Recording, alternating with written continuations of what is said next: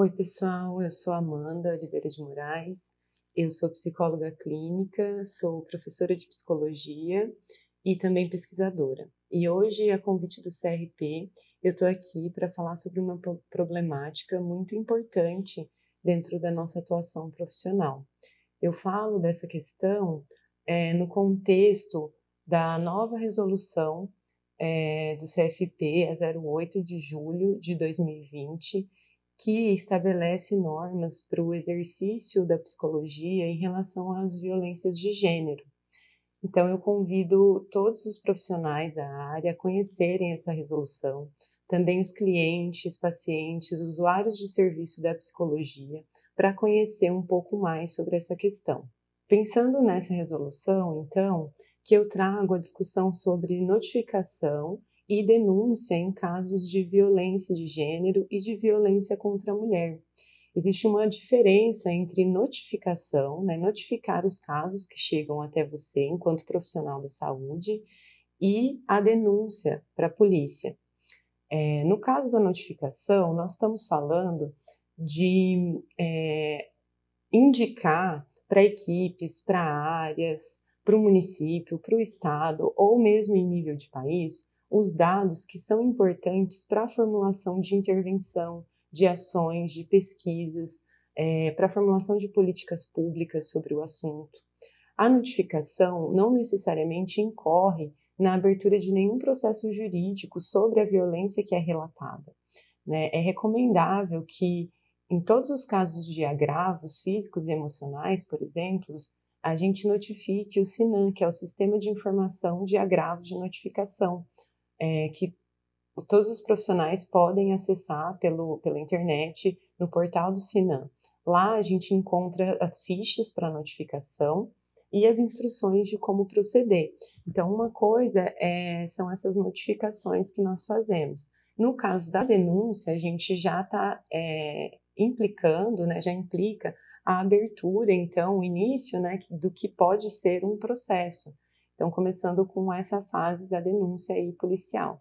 Sobre isso, é importante a gente comentar que no ano passado foi promulgada uma lei que torna obrigatório, né, torna compulsória a notificação, então isso que a gente estava falando antes, e também a denúncia para a polícia em 24 horas após a pessoa ter relatado uma situação de violência sofrida em qualquer serviço de saúde, público ou privado. Isso inclui, então, o serviço da psicologia.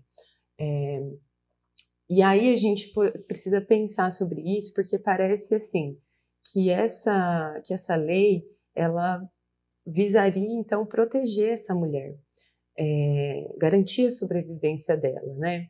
Mas essa resolução nova, né? Essa resolução a qual estou convidando todos vocês para conhecerem, ela versa justamente para a gente pensar sobre as relações implicadas aí nas violências de gênero, na qual se inclui a violência contra a mulher, conhecer as características. Então, pensando sobre essas características da violência contra a mulher, nós sabemos, por exemplo, que no momento da denúncia, as mulheres podem sofrer mais riscos, né, de aumento da gravidade dessas violências. Então, conhecendo essas características, nós precisamos pensar qual é o menor dano, né? Porque no exercício da nossa profissão, nós temos que garantir o sigilo daquilo que nos é relatado.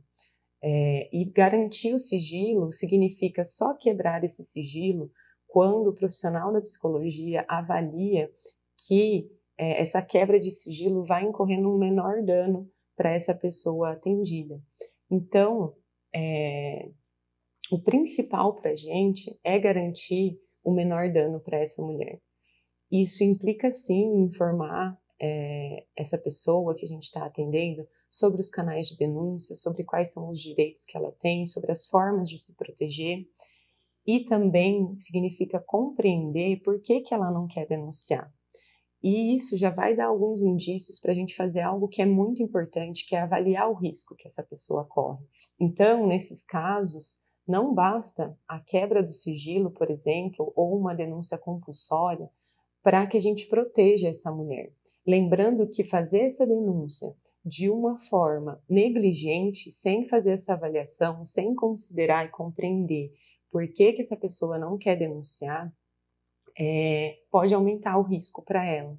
Então, é necessário estabelecer com a pessoa atendida, principalmente, um plano de segurança, informar ela sobre os riscos que ela corre, de uma maneira muito adequada e muito empática, direta também em alguns momentos, porque o nosso papel é auxiliar na identificação da situação de violência também.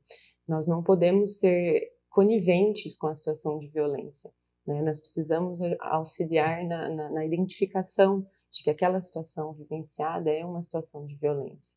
Então, convido a todos e a todas para a gente abrir essa discussão e falar dessas formas importantes e do nosso cenário atual. É isso, pessoal. Tchau, tchau e até mais.